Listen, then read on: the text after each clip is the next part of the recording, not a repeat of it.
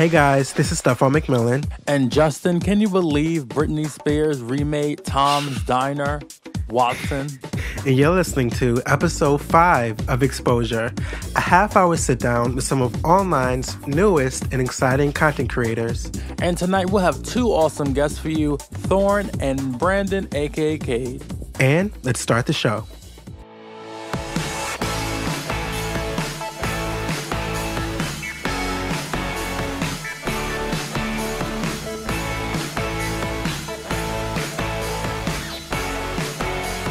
Hey guys, thanks for tuning in for another week of Justin and I exposing YouTubers. Tonight, we have a really fun show for you guys and double guests this week. Thorne and Brandon will be chatting with us in just a little bit. Also, another week of how to get away with YouTube and another article of the week. First off, guys, we'll start off with how to get away with YouTube. And today we're going to talk about, does visual quality or video quality of your videos actually matter?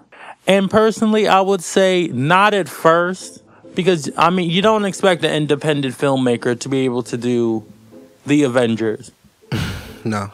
But eventually, once people get used to your like personality and a new video from you isn't so exciting, I think they're going to need more production from you. I'm going to be a rebel here and say that visual quality for YouTube doesn't matter to me that much. Audio quality, that's a different story. Like, I don't know if you guys know Kade Howard. He's a vlogger. He does music. And to me, he's hilarious. And I couldn't care less if he had a $600 camera or just like a cheap webcam. As long as the content is good, that's all I care about. And there's people out there with expensive video equipment and crappy content. That's true. I agree. Yeah, you can have a lot of production and not enough quality of content. And you do have to find the medium, you know, unless you can do a lot of both, then that's fine. I mean, I think it matters what kind of videos you do. If you're a vlogger, I need to be able to hear you. Like, I don't necessarily care about the video quality as long as I can hear what you're talking about. If you're a musician and you're doing like music videos and trying to be professional, then yeah, get an expensive camera. Cause yeah, same thing with like a gamer. There are some gamers that, you know, take a camera and record the TV. Really? Yeah. And with visual quality, there also comes the concept of the quality of one's face. Do you think that makes a difference? I mean, I guess it does make a difference. To me, that's the only reason why Joey Graceffa has a career. I mean, I feel like a lot goes into like how he looks and like how his videos are presented. Yeah, he has a okay personality, but if that visual quality wasn't there, to me, he wouldn't be as big as he is right now. That's just my opinion. I mean, yeah, I do see the fangirls. You know, that's why they always argue, is he gay or is he not gay? Because, you know, they're in their mind, they're visualizing, you know. But, I mean, you don't have to be great looking to be popular. Tyler Oakley. Oh, my gosh. I thought I was bad, but you just name dropping left and right. So yeah, I mean, I don't know. I can't like take one position on the issue. Like, I think it depends. It all depends. Tyler Oakley, your hair is on fleek. Yeah, I'll give him that. Well, I think there's some YouTubers that have it all, in my opinion. Like Jenna Marbles, she has the looks, she has the video quality, and she has the comedy chops, in my opinion. I've never heard anyone say anything bad about her, though, surprisingly. And that was how to get away with YouTube. Remember, guys, if your face is nice, your camera needs to be nice, too. But if your voice is nice, your camera could be crappy. Or do a podcast. That's what I'm saying. That's why I do it. And now, from ugly faces to beautiful hearts. His faith in humanity. And we're back with another faith in humanity. And this time, can you guess? Can you guess what my faith in humanity is this time? I can't. It's been restored. Well, here's the story. So back in middle school, people, I'm a big music lover. I love to listen to music all day, every day. And I hate school. Me too.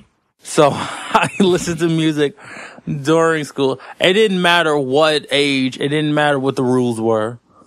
Not that I was like big and bad, but it's just like, oh well. So I had this Zune. It was the first Zune. It was a crappy Zune. All right. But just like the first iPod was crappy, the first Zune was crappy. And if you don't know what a Zune is, it's Microsoft's version of the iPod. I loved my Zune back in the day. Oh, the Zune was amazing. I still use, I don't use the first one because the first one died, but I have the second one, the HD. Yeah, the HD, that's right. Amazing. And they discontinued it, but we'll sue Microsoft later. So, I didn't even know where I lost it, but I guess I wasn't using it. And it was after lunch. We went upstairs and I didn't have it anymore. Oh, I didn't even realize after lunch, the period after, it was in science class. And I remember the story so well. And I could not find it. And I was so upset. Cause I love that thing. Oh. And, and cause we didn't have phones weren't, not to sound old, but phones weren't like you didn't put music on your phone back then. Yeah, they had the little flip phones back then. Yeah. So, and I had a blue flip Sprint phone. What was I supposed to do? So you needed something else back then. Mm-hmm. And I was just so upset. And I went to my mom and she's like, "Oh, I'm so sorry." And then, she's shady a little bit. And she was like, "I love you, but I ain't getting you another one." And I'm like, "Whoa, geez." And I mean, of course, it was like $200. So it's just like, she ain't just gonna, well, bam, here's another one. A week goes by. Yeah. And we are in math class. And then my friend comes up to me and she's like, "Listen, don't get mad. Just come with me after school." All right. Number one, I'm skeptical. I'm like, this sounds like a setup. I don't know what's going to happen. Don't get mad. Come with me after school. Why am I never this is the person I didn't hang out with after school. So it's just like, what is this? So I'm like, okay. At first I was like, no. And then she kept asking, but I knew she was a nice person. So I was like, okay. So we went. All right. And it was like right in front of the building too. And then the guy, it was this tall guy, and I'm tall, so you had to be tall to really, if I consider you tall. And then he gave me the Zune back a week after I lost it. Did you lose it or did they? No, I lost it. He said he found it on the cafeteria floor. Okay. I can actually relate to the story. I had a Zune, and in gym class, we would have to put our stuff in the lockers and stuff. And I think one day I forgot and left my backpack out, and someone actually took my, I think it was a first or second generation Zune, and I was so heartbroken. Oh my. Yeah, mostly because they saw my embarrassing music and stuff. Okay, last story. I have another story from same school. 2 years, the next year, right? So, apparently, right? I'm not going to say his name because, he kind of got his life together. But a certain person, all right? And if anybody from my middle school who knows me, who knows this guy, you know who I'm talking about. And there was this one day we all came upstairs, right? And everybody's like, "Yo, so-and-so stole a whole bunch of stuff." And we like, "What?" All right. And he was just in the news. Well, not the news, but a paper about he tried to mug this old lady. And the school wasn't ratchet, all right? We in Manhattan. We in Midtown. We're not in, I don't know. Okay, fancy. East New York. I don't know. What's the bad name? I don't know. But, I'm being quiet. And apparently it was a big epic scene. He went into the class because nobody was upstairs during lunch. Most of the grades was downstairs. So apparently, the teacher wasn't in the classroom, and he just went in there and went shopping, and didn't leave no money on the counter. He went shopping and everything. And apparently the other teacher who used to run track actually chased him out of the building down the block, but he got away. And I remember the next day, right, I went to the teacher's classroom it happened in, and I swear she was clutching her purse like, I'm not letting nobody near my purse. It was crazy. That was Faith in Humanity / Storytime. And we'll see you guys in the interview with Thorne and Brandon. So everybody loves online shopping, and everyone pretty much loves Amazon. I know I do. It's so convenient and easy to use. Well, now you can do your regular shopping and support exposure by using our affiliate link. That's j.mp/slowlist. Use our link and just shop as you usually would. It's free, easy, and you'll be helping out the show. That's j.mp/slowlist. That's SLOWLIST.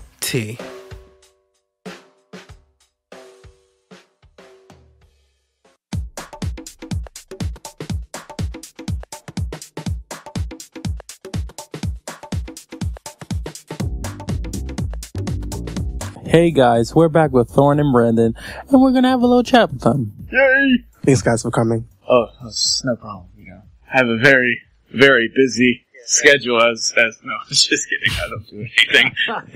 All right, so I guess we could start off with, where did you guys come up with your channel name? Well, my channel name is my name, Thorne, but before that it was like THRNEMH, which like this random British dude was like, hey, that's a cool name, you should do that. And I was like, oh, cool. And then eventually I was like, that's not cool. And then I changed it to my actual name. So that's how that happened. Oh, mine is, it's Kade Plays Pokemon. But, you know, my name's Brandon, but my middle name's Kade. And, I play Pokemon. And when did you guys decide to officially start doing YouTube? Well, for me, it was like back in like late 2009, whenever Brandon was all like, hey man, there's this cool new site called YouTube. And I was like, yeah, we just grabbed a BlackBerry smartphone and, oh god. No one will ever know because he deleted everything. Yeah, that doesn't need to be on the internet. We all have those old school videos we really don't want anybody to see. I keep all mine up though. What does your family think of you doing YouTube? Where would you call closet YouTubers? Oh, okay. Yeah. Yeah. My parents don't even know. I'm pretty sure she has like a little hint though. Like, cause sometimes she'll walk in my room and I'll be sitting in front of her camera. And I'll be like, oh hey, how's it going? Just sitting here talking to himself. Nothing to see here. Just move along. There's just nothing to see. And then she's like, okay. I'm pretty sure she just goes to her room and is just disappointed. And so, Thorne, I noticed your channel, like, it started off with gaming. Brandon, I don't know, are you still just gaming or do you, like, dip in both? But I noticed, like, Thorne, you started gaming and then switched to vlogging. Well, I don't know. We both actually started with, like, stupid sketch videos, but then we ended up getting into gaming. So basically, it was like that was the only way we could produce better quality content was through gaming because all we had no camera or no good camera. So the next best thing is gaming. You can produce better quality content a little bit easier because it's $100 capture card is a lot cheaper than like a $500, $600 camera to get. So, that's one of the reasons. We actually had the money for a camera one time, though. It just didn't go towards a camera. Yeah, we bought some pizza. Some really expensive pizza. Over $100 pizza? I think it was worth it Yeah. Well, I mean, we spent like over $100 on. Well, I mean, we both together. got our own pizzas, so. So, do you guys watch other gamers or YouTubers? Because I know it's hard for me to watch other people that do the same thing that I do. So, are there any other people that you guys enjoy? Yes, I do. Yeah. Yeah. I watch a lot of people, and I really have trouble sometimes. So like watching people like that are like at my subscriber rate, because I get like really jealous sometimes because they have a lot better quality, better videos than I do. Like they better at editing than I am. And I just get like really, really jealous. So it's kind of hard for me too, but I do anyways. And I do watch like a lot of like big YouTubers too. Like I've been watching me and Brandon. I've been watching like maybe about 35. What is one thing you want to get out of doing YouTube? Like maybe our videos one day will inspire people to make videos, you know? Not yet, though. Not yet. I think I've inspired some people to write some comments, but that's about it. Not some good comments, but you know. Inspired. Yeah, maybe inspired them to like unsubscribe. Maybe. Probably not to make their own videos. Someone told me that my video inspired them to get cancer, but Oh my! I don't know. Mm. Yeah, I've had really mean comments like that too. Gosh, those people. How do you guys deal with those type of comments? Laugh really Try hard. to be, yeah, and be as nice as possible, and use sarcasm. Yeah. Honestly, Attack them. sarcasm. No, don't attack them. No. That is not a good idea. That is not what people do on the internet, Brandon. We're all heavily invested in YouTube. Yes. And like a lot of the big YouTubers, like they always say like, oh, you know when they do the Q&A videos, they always get the question, well, what if YouTube was gone tomorrow? What would you do? Oh, well, first of all, I would fast for several weeks after that, and depression, and after that, I would just find some other site to post my content on. Well, I think there's this car I've been hearing about. It's called a DeLorean. You put it in reverse, and you can just go back in time. You know, do that. Go find the whoever the hell's in charge of YouTube and tell them not to. Just punch him in the face. Give him a great old just punch right in the face. Wham. Like no, this is not good. You keep it going forever until the end of time. Even if the government fails or something like that, you keep this going, and then you just give them a swift punch in the face until they cry, and then yeah. Actually, it's a woman, so it's not good. Don't punch. Or we women. could just I'm go. not We could just go advertising way that. back It's in not time good. and invent YouTube. Just go back a little further, you know, about 2005.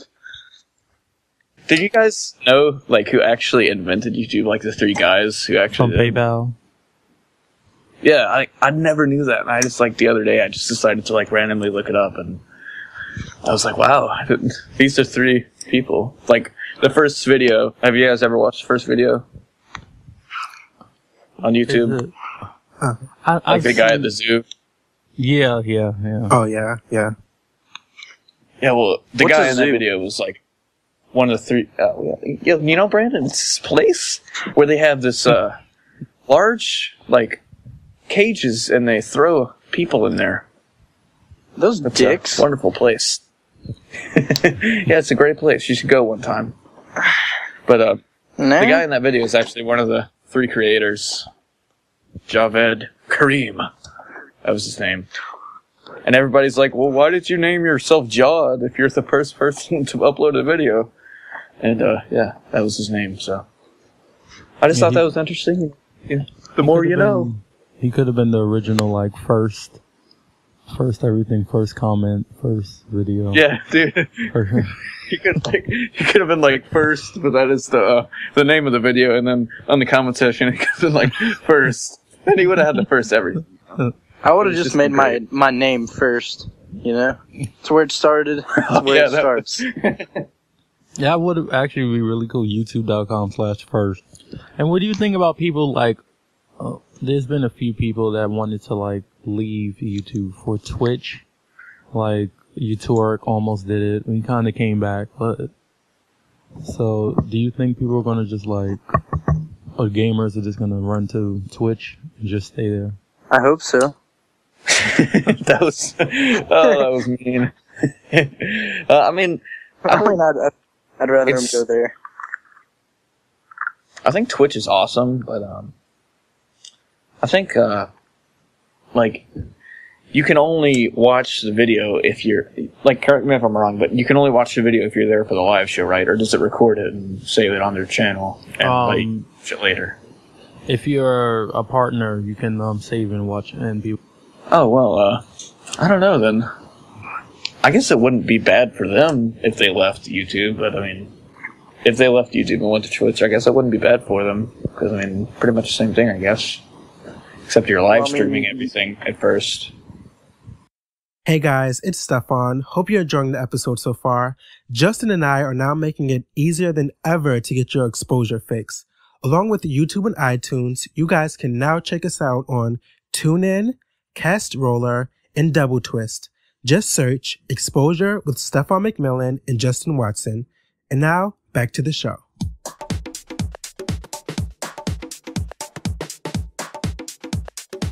Hi-ho, folks. This is Turwinkle of The Adventures of Turwinkle, the Gnome Mage, at youtube.com/PalmerBomber1, and you're listening to Exposure.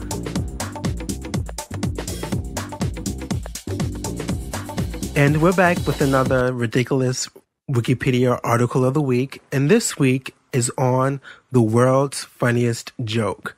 Now, the world's funniest joke is a term used by Richard Wiseman of the University of Hertfordshire in 2002 to summarize one of the results of his research. For his experiment named Laugh Lab, he created a website where people could rate and submit jokes. Purposes of the research included discovering the joke that had the widest appeal and understanding amongst different cultures, demographics, and countries. So, Justin, do you want to read the winning joke? All right, here we go. Two hunters are out in the woods when one of them collapses. He doesn't seem to be breathing, and his eyes are glazed. The other guy whips out his phone and calls the emergency services. He gasps, "My friend is dead. What can I do?" The operator says, "Calm down. I can help. First, let's make sure he's dead." There is a silence. Then a gunshot is heard. Back on the phone, the guy says, "Okay, now what?" Are we going to put a laughing track? And that was the world's funniest joke. Allegedly. Okay, Wendy Williams. The guy who submitted this joke was from Manchester, aka the UK, aka the place where humor was not born. Actually, I disagree with that claim. What? Russell Brand. Okay. Was that evidence? Yeah, you don't think he's funny, Russell Brand? They got Ricky, whatever his last name is. That's it. Is Craig Ferguson from the UK? I don't know. I mean, when you're supposed to be pulling out receipts, it's supposed to have data on it. You pulling out blank receipts. And that was the article of the week. If you guys wanted to talk about anything, send it on over to slowlistnetwork@gmail.com or follow us on Twitter at twitter.com/exposureshow. And make sure it's more interesting than this joke.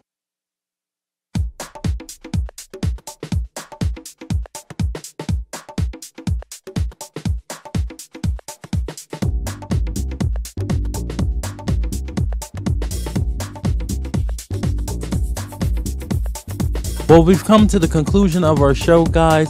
Thank you so much for listening. If you can leave a rating on iTunes, that would be most appreciated.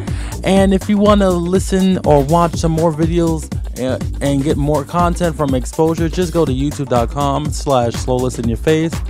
If you want more updates about the show, you can follow us on Twitter at Exposure Show or like us on Facebook at Exposure Pod. That's Exposure POD. Please check out our guests, Thorne and Brandon. Thorne is at youtube.com/Thorne, and Brandon is at Kade Plays Pokemon. Thank you so much for listening. If you would like to be a guest, please email us at slowlistnetwork@gmail.com, and we'll see you guys on the next episode of Exposure.